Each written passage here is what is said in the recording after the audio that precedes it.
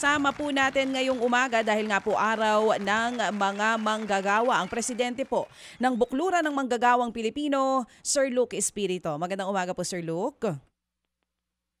Magandang umaga, DJ Chacha. Magandang umaga po. Magandang umaga po. Thank you po sa pagsama po sa amin ngayong umaga. Sir Luke, una muna bilang isang labor leader, gusto namin malaman ano po ang inyong pananaw dito sa kasalukuyang pagre-review po ng DOLE ng sweldo ng mga manggagawang Pilipino para po sa Metro Manila. Reaksyon niyo po dito? Ay, matagal na yan eh. Alam mo, meron na tayong legislative wage increase. Meron ng pinasa ang Senate, matagal na. Mga 2 years ago pa, 100 pesos. Oo. All across the Philippines yan. Tapos ang House of Representatives, pinag-uusapan na dyan ngayon ang 200 pesos. So, ang hindi na kailangan ng review yan, kailangan na lang ng Pangulo na i-certify as urgent yung wage bills na yan para maisabatas na at magkaroon naman ng pagdagdag ng sahod sa buong Pilipinas dahil hindi na talaga hindi na magkasya yung gastusin. Para sa gastusin, hindi na kasya yung sweldo. Ito po kasi So, ba't pa sila magre-review? Oo.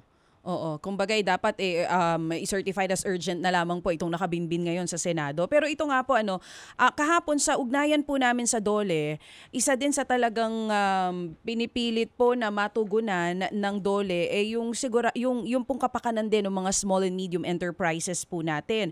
Nagbigay nga rin po ng pahayag ang ilang grupo, sinasabi nila baka makaapekto po ito sa ating MSMEs. Ano po kaya ang mungkahin ninyo para naman po hindi matalo din yung mga small and medium enterprises natin, at the same time mabigyan din ng magandang sweldo yung mga manggagawa po natin? Palusot yan eh. Makausap namin ng mga small medium enterprises sa Laguna. Alam nyo ang kanilang problema. Grabe pa magbuwis ang gobyerno sa kanila. So, puro sila SMEs, diba? Or MSMEs. Yes po. Parati silang salbahin. Silang pumapatay sa MSMEs. Tatlong taksang binubuwis nila sa MSMEs. Tapos ang papakargahin nila pagdating sa negosyo ng MSMEs para yan ay lumaganap. Gusto naman natin lumaganap ang negosyo ng MSMEs, no? Ang pagbabayarin nila ako ako sa wage subsidy kapag hindi kaya ng MSME. Kapag hindi nila kaya yung dagdag sahod, subsidize ng gobyerno ang sahod. Parang tulad lang din yan sa pagbibigay ng ayuda. Diba? O yung ayuda, binibigay mo diretso.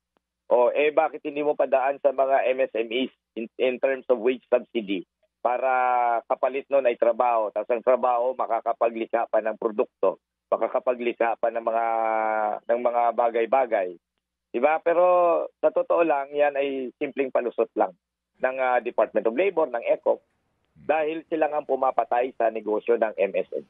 Tapos ang mga taga-ECOP, hindi naman MSMEs yan, bakit naman nila gagamitin ng argumentong hindi para sa kanila?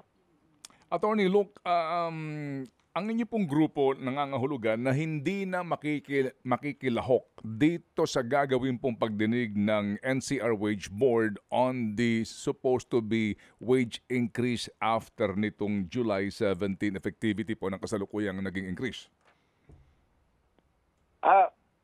Pagpa-participate din kami, Manong Ted, no? Pagpa-participate din kami. Pero ipo-point out din namin, parang tulad lang din yan last year. Tinutulak namin ang legislative wage increase sa House of Representatives at saka sa Senate. Pero at the same time, kapag nagdinig ang mga regional wage board, ay nagpa-participate kami kasi gusto namin makipag-argumento na naman sa kalokohan ng mga argumento ng ECOP.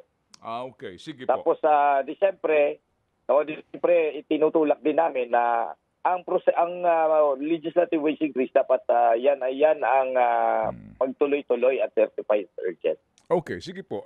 Sa inyo ho bang proposal, sa inyo ho bang kaisipan, magkano ba ngayon dapat na ang imungkahi na legislated wage increase sa ngayon so far based on your studies?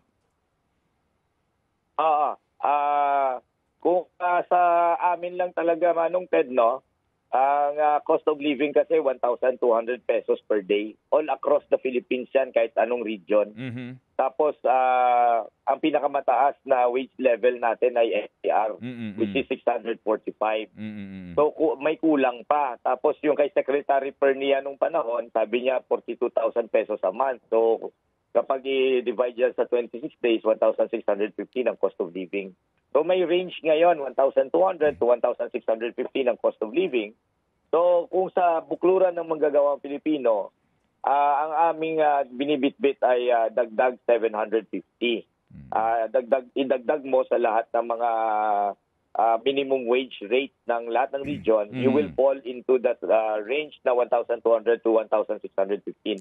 However, we would like to emphasize din, Manong Ted, na any increase na legislative na nakabinbi ngayon, welcome din naman sa amin. Opo. Diba? Kaysa naman wala. Opo. Ito ho kasing pending ka ninyo, mga 200 piso, no? Na across the board dito, all regions, aabutan na ito, no? Ng pagtatapos ng 19th Congress. So definitely, we need somebody to, again, to file another measure, no? For the 20th Congress. Attorney Luke.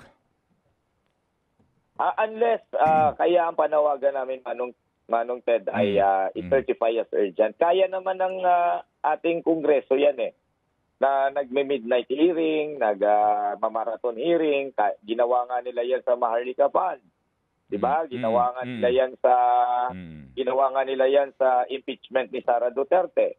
O basta meron lang tulak ng presidente yan, kumpas ni Speaker Romualdez, bukas na bukas.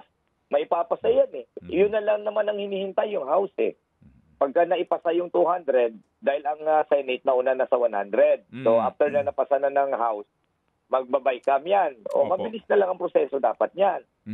Opo. Sige po. So saan kayo ngayon magpupulong-pulong, Attorney Luke, ngayong pong araw ng paggawa? Ano yung aktibidad ng bukluran? May dalawa kaming sasamahan, Manong Ted, yung mga alyansa namin. Una na dyan ang National Wage Coalition. In fact, dapat 7 o'clock magdemarcha kami sa Mindiola. So hahabol ako doon after this. Okay. Tapos after that, meron namang labor vote. Yung nagbuo kami ng Labor Vote Coalition kung saan ang mga labor leaders na tumatakbo ngayon sa Senado ay nagsasama-sama para itulak yung konsepto ng labor vote sa liwasang Bonifacio naman kami. Okay, sige po. Salamat na marami. So both yan atenda namin. Opo. Attorney Luke, ano ang inyong kaisipan, damdamin dito po sa nangyari pamamaslang dito po kay Johnny Dayang na ito po higit na 80 anyos pero sa loob mismo ng bahay pinasok at pinagbabaril?